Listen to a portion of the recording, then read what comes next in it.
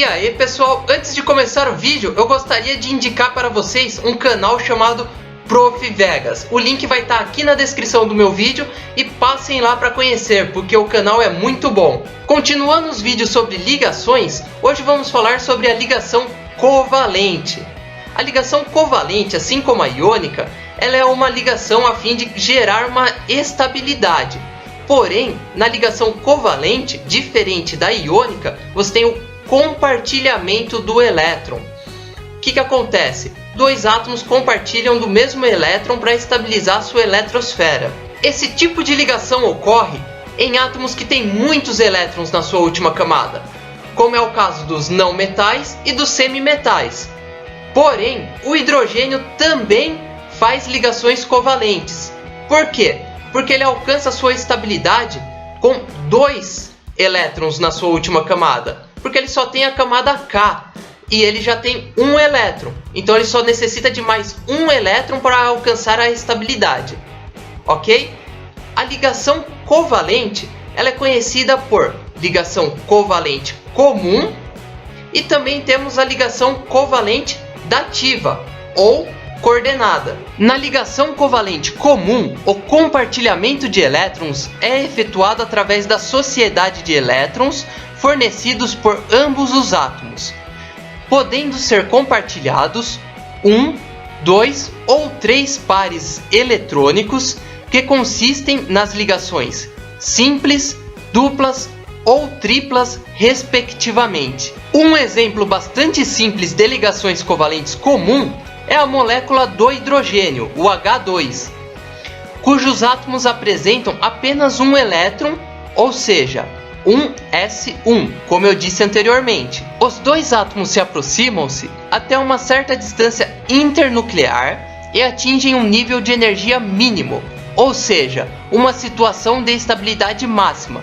caracterizada por um equilíbrio máximo entre as forças de atração e de repulsão eletrônicas existentes entre os dois núcleos e os elétrons das duas eletrosferas. Os dois orbitais se sobrepõem e forma-se o orbital molecular, constituído de um par eletrônico e denominado de ligação simples. Então, com o desenho fica mais fácil de entender.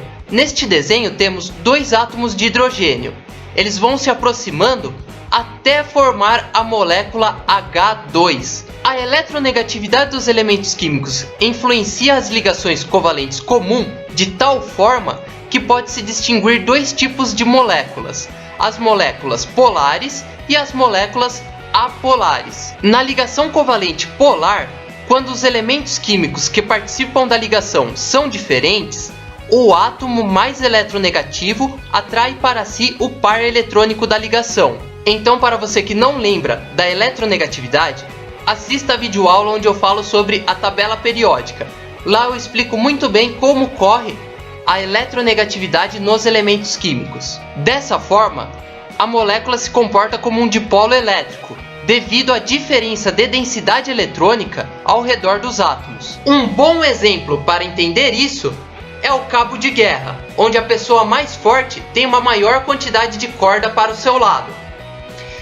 A corda, no caso do átomo, seria o par eletrônico. Já na ligação covalente apolar, quando os átomos são iguais, as eletronegatividades são idênticas e o par elétrico da ligação fica equilibrado entre os dois átomos, exatamente no eixo de simetria. Neste caso, a ligação é covalente apolar. Voltando para o exemplo do cabo de guerra, uma ligação apolar seria o mesmo colocar duas pessoas idênticas de mesma força puxando a corda. O par eletrônico ele vai ficar equilibrado exatamente no centro, porque ambas vão exercer a mesma força. Agora vamos entender a ligação covalente dativa. Na ligação covalente dativa ou coordenada, o compartilhamento de elétrons é formado por um par eletrônico proveniente de apenas um átomo participante da ligação. Na molécula do dióxido de enxofre, o SO2, por exemplo, o átomo de enxofre atinge o octeto ao se ligar a um átomo de oxigênio, numa ligação dupla. Porém, o segundo oxigênio deve ligar-se por meio de ligação dativa, na fórmula estrutural plana. A ligação dativa é indicada por uma seta que parte do átomo doador para o átomo receptor. No caso do SO2, tem-se a seguinte configuração eletrônica para o enxofre e para o oxigênio. Enxofre com 16 prótons em seu núcleo e 16 elétrons em sua eletrosfera. Então a distribuição eletrônica fica 1s2, 2s2, 2p6, 3s2, 3p4. Lembrando que o 3 é a camada de valência, ou a última camada. Já o átomo de oxigênio tem 8 prótons em seu núcleo, respectivamente 8 elétrons na sua eletrosfera, dando a seguinte distribuição eletrônica: 1s2,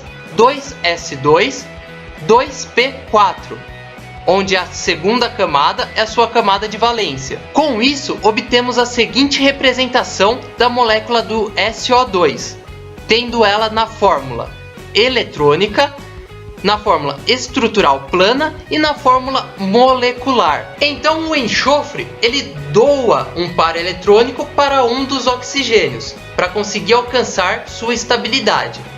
Pessoal, então é isso. Essa foi a videoaula onde eu expliquei as ligações covalentes. E não esqueça, deixa aquele like, se inscreve aí no canal e compartilhe esse vídeo para ajudar o canal a crescer. Até a próxima aula!